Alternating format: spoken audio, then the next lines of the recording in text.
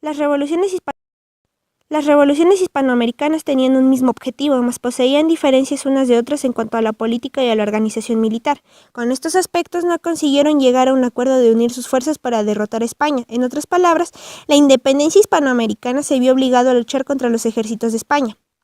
El desacuerdo por parte de los criollos, las exigencias de las fuerzas populares, la independencia no podía progresar sin los estímulos externos. México representaba un obstáculo para la Revolución Americana, ya que era un país sumergido en sus propios conflictos y le era indispensable una intervención exterior, mas no podía recibirla. La Revolución Mexicana es diferente a las de América del Sur, gracias a dos aspectos indispensables. Primero, comenzó como una protesta social y segundo, España tenía más que jugar en México que en cualquier otro lugar de América. México se constituía en una colonia donde los españoles, los criollos e indios eran dominados por la metrópoli. En el siglo XVIII, los ingresos de la producción de plata en México subieron en 1702. Posteriormente atravesaron el boom de la década de 1770 y para 1804 aumentó un 27 millones de pesos. México producía mayormente la plata. En 1789 el comercio libre llegó a México, acabando finalmente con el monopolio. Los nuevos comerciantes y tenían menos capital, pero poseían un espíritu de empresa. Así los monopolios invirtieron en la agricultura, la minería y las finanzas, sacando ventaja para la economía y para sí mismos. Por otra parte, la economía de México era la hacienda. Debido al mal uso de las tierras, no se obtenía un buen rendimiento en las inversiones. Con el aumento de las haciendas y el de la población rural, nació la situación en donde los campesinos no podían alimentarse de las fincas. Entre 1720 y 1810, México sufrió una crisis donde se produjo la falta de maíz y los precios se volvieron más altos que los salarios de los trabajadores, así como la presencia de las sequías y las heladas. Mientras que el hambre producía enfermedades y las crisis, los españoles y criollos compartían las mismas riquezas, aunque no en la misma posición. En segundo grupo, la mayoría de los integrantes no tenían una buena educación. México atraía a muchos inmigrantes y el comercio estaba controlado siempre por los españoles. En la minería, en el comercio y en la propiedad de la tierra gobernaban los peninsulares, recibiendo estos el 60% de los títulos de nobleza otorgados a México. Esta y otras situaciones más enojaron a los criollos por falta de oportunidades profesionales y a partir de 1790 los criollos comenzaron a expresar su descontento por medio de la política. En 1794 un grupo de criollos conspiró para obtener su libertad. En 1799 echaron del reino a los europeos. Esto inquietó tanto al virrey que le informó de la situación a Madrid. Los indios mexicanos y los mestizos formaban el 70% de la población y eran frecuentemente víctimas de desigualdad. Pagaban tributo al igual que los negros y los mulatos, y en la mayoría de estas ganancias iban dirigidas a España. En 1804 España le declaró la guerra a Gran Bretaña y como consecuencia del tributo que pagaban los indios aumentó. Después de esto también la iglesia, los españoles y los criollos también tuvieron que dar sus riquezas, los criollos siempre más afectados que los españoles.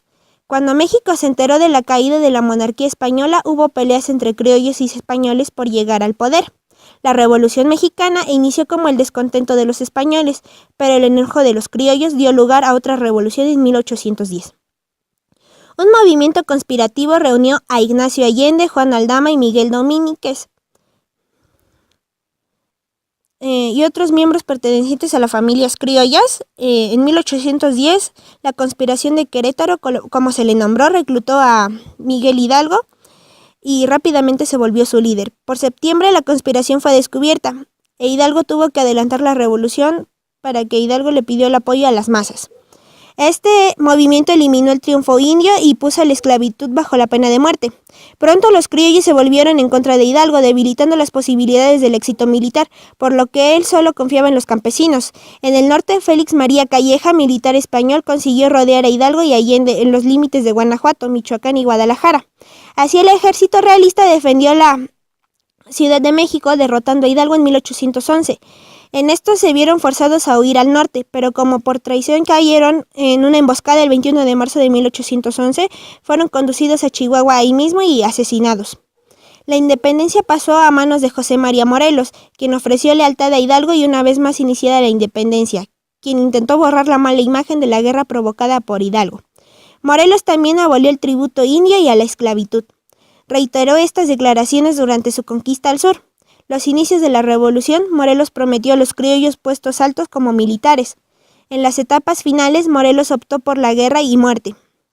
Después de la derrota en Valladolid y como los realistas asesinaban a todos sus prisioneros, Morelos también ordenó matar a todos los militares, a devastar las haciendas colaboracionistas.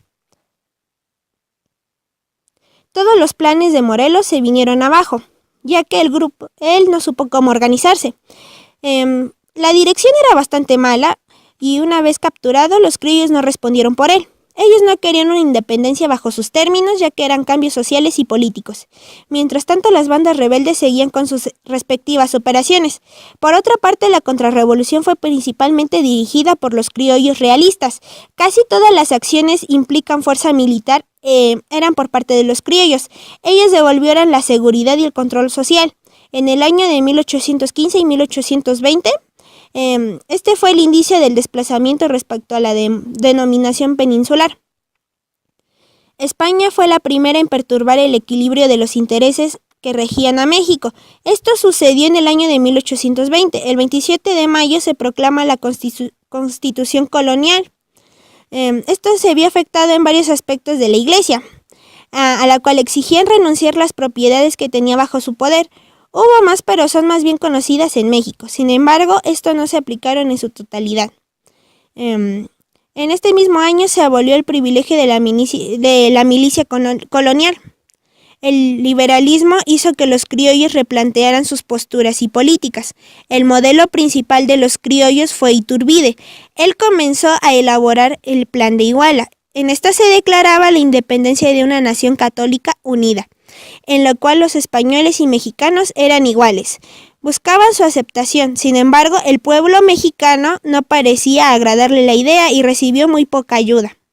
No fue hasta el año de 1821 que se firmó el Tratado de Córdoba, donde se reconocía a México como una nación soberana e independiente. Lamentablemente, este tratado fue rechazado por los gobiernos españoles. La actitud del pueblo mexicano no podía tolerar a los españoles bajo los términos de gobierno que le declaraban. En 1822 se reunió un congreso, dividiéndose en tres partes: los borbonistas, un Borbón como rey; los iturbidistas, que apoyaban la candidatura de Iturbide; y los republicanos, que se oponían a las monarquías de cualquier clase. El propio Congreso, asustado por las represiones populares por parte de Iturbide, los aprueban como emperador constitucional en mayo del mismo año. Iturbide era un dictador militar. Su forma de gobierno fue uno de los primeros modelos del caudillismo. En cuanto a uno de los primeros modelos del caudillismo estuvo en el gobierno, varias de sus acciones fueron consecuencias como para que el gobierno mexicano fuera debilitándose, porque los ingresos del país fueron cayendo rápidamente. Varios ciudadanos estaban comenzando a fastidiarse por el mal gobierno de Iturbide que les estaba dando. Y fue entonces cuando en febrero organizaron una reunión para oponerse en contra del emperador. Oportunistas, republicanos y realistas se unieron en una campaña para reducir el gobierno de Iturbide. El principal fracaso de él fue comenzar a gobernar como un rey, olvidando su papel de caudillo, papel con el que había sido admirado por varios caudillos más antes de gobernar. Las mismas fuerzas que habían conseguido echar a Iturbide y convocaron nuevamente una asamblea constituyente, elaboraron una constitución republicana, la cual marcaba los intereses principales de cada uno. Tras la independencia, el país había sido gravemente dañado. Disminución minera, la agricultura y la industria fueron unos de los principales daños que sufrió el país. Esto se debe a su repentina caída de la producción. México nuevamente había entrado en crisis económica, ya que su principal inversor extranjero se había retirado. En 1810, tras la Revolución Social, provocó una marcha de los ricos capitalistas. Hicieron que las minas fueran abandonadas y por lo tanto no hubiera producción. Las maquinarias comenzaron a fallar por falta de también usos de algunas zonas que habían inundaciones. Los liberales mexicanos fueron los que atacaron las propiedades eclesiásticas, reconociendo a la Iglesia como el principal enemigo, observándola como un obstáculo para el desarrollo económico del país. Esta clase de enfrentamientos afectan a los hacendados, acusaban a la guerra y a la depresión económica, y para poder sobrevivir tuvieron que dividir sus fincas y vender sus tierras. La exigencia de mano de obra barata iba incrementando. Como pudimos observar, la independencia mexicana fue una serie de cambios y como algunos ciudadanos admiraban a otros por su forma de gobernar, también como iban transformándose a los individuos. La independencia dio a todos los mexicanos la igualdad de derechos y de esta situación social posiblemente lo dio. Sin embargo, en la actualidad no se ve del todo el cambio que sufrimos como país. Una independencia en la que todos velaban más por sus intereses que por los demás individuos.